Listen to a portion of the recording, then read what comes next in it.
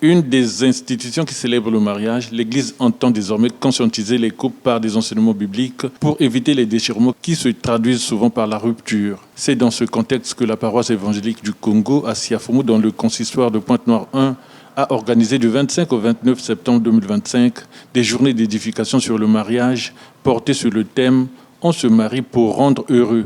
Thème phare tiré dans le livre des Proverbes, chapitre 25, verset 27.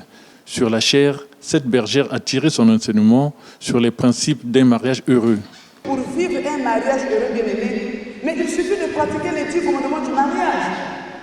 Honorer Dieu et marcher dans la fidélité. Les deux conjoints doivent faire en sorte que, durant leur mariage, que Dieu soit honoré par leur vie, en ayant une vie de sainteté et de pureté. Cela implique la fidélité. Et vous devez savoir aussi, bien aimé, que la fidélité donne la dignité dans le mariage et permet d'y trouver la sécurité. Honorez et respectez votre conjoint. Dans le respect, il y a la tendresse.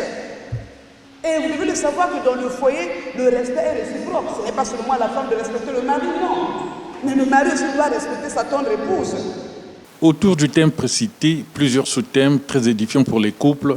Vivre le bonheur dans le mariage, causes et conséquences du déséquilibre d'un mariage, l'esprit de service et d'amitié entre époux, devoir social d'un chrétien.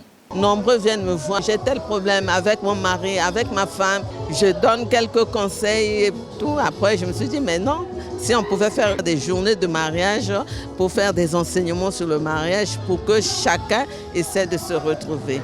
Je suis mariée, mère de 4 enfants et 30 ans de mariage. Avec une quarantaine d'années de vie conjugale, cet homme qui occupe des fonctions au sein de cette paroisse partage son expérience aux jeunes mariés.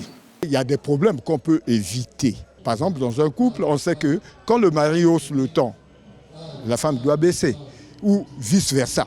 Les gens pensent que c'est une faiblesse, mais en réalité, ce n'est pas une faiblesse, c'est plutôt une force.